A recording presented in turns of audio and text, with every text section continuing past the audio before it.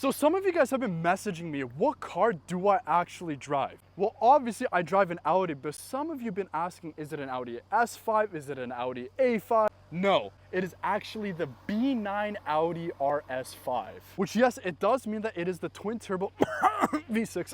But that doesn't matter because it still produces 450 horsepower and does a 0 to 60 time of 3.4 seconds. Well, it sounds way better than a lot of German V8s out there, and it sounds so much better than the way your daddy did your mama last night.